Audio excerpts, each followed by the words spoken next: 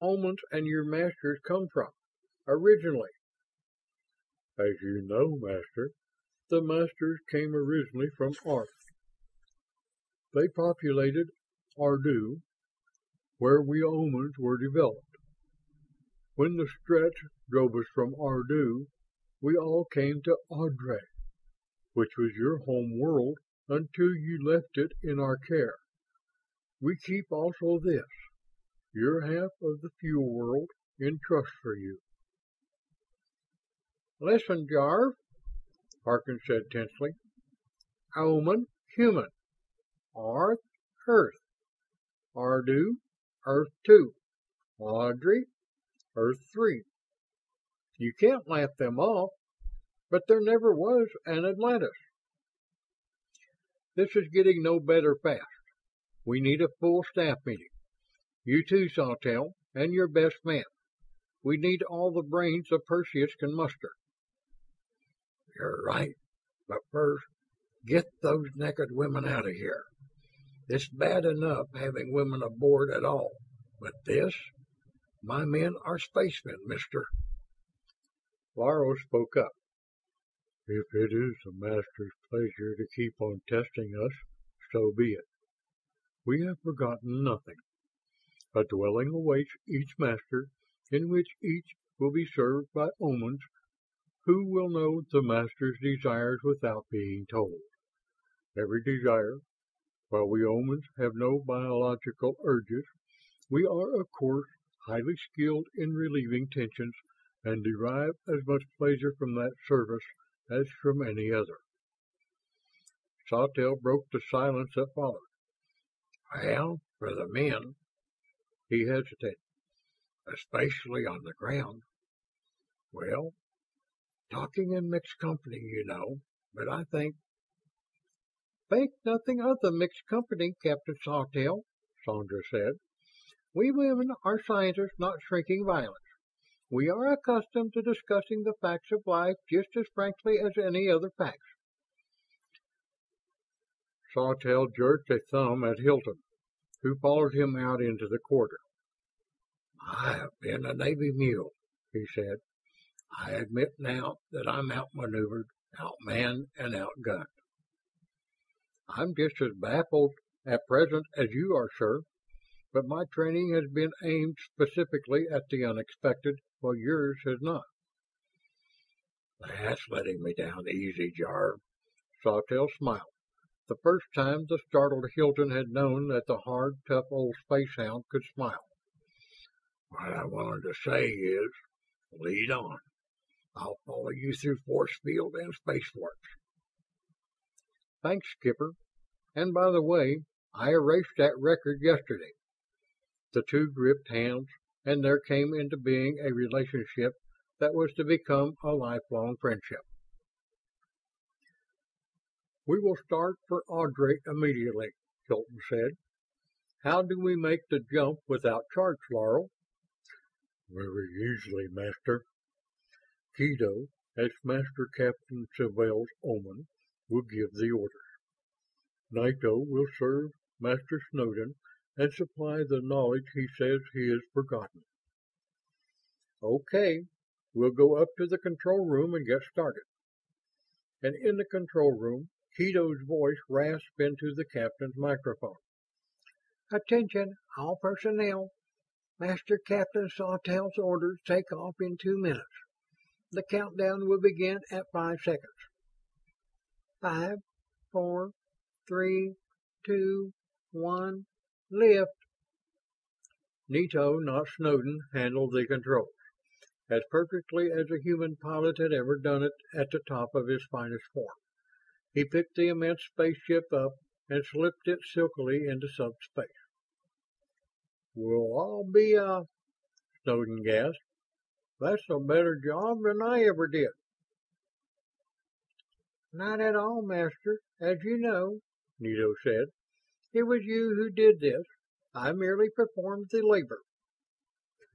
A few minutes later in the main lounge, Navy and Buside personnel were mingling as they had never done before. Whatever had caused this relaxation of tension, the friendship of captain and director, the position in which they all were, or what, they all began to get acquainted with each other. "Silence, please, and be seated," Hilton said. "While this is not exactly a formal meeting, it will be recorded for future reference. First, I will ask Laurel a question. Were books or records left on Audrey by the race you call the Masters?" "You know there are, Master. They are exactly as you left them, undisturbed for over 271,000 years." "Therefore, we will not question the omens. We do not know what questions to ask. We have seen many things hitherto thought impossible. Hence, we must discard all preconceived opinions which conflict with facts. I will mention a few of the problems we face. The omens, the Masters, the upgrading of the armament of the Perseus to omen standards, the concentration of uranexite. What is that concentrate? How is it used? Total conversion, how is it accomplished? The skeletons, what are they and how are they controlled? Their ability to drain power. Who or what is back of them? Why a deadlock that has lasted over 250,000 years? How much danger are we and the Perseus actually in? How much danger is Terra in because of our presence here? There are many other questions. Sandra and I will not take part, nor will 3 others. Devox, Eisenstein, and Blake. You have more important work to do." "What can that be?" asked Rebecca. "Of what possible use can a mathematician, a theoretician, and a theoretical astronomer be in such a situation as this?" "You can think powerfully in abstract terms, unhampered by Terran facts and laws, which we now know are neither facts nor laws. I cannot even categorize the problems we face. Perhaps you 3 will be able to. You will listen, then consult. Then tell me how to pick the teams to do the work. A more important job for you is this. Any problem to be solved must be stated clearly, and we don't know even what our basic problem is. I want something by the use of which I can break this thing open. Get it for me."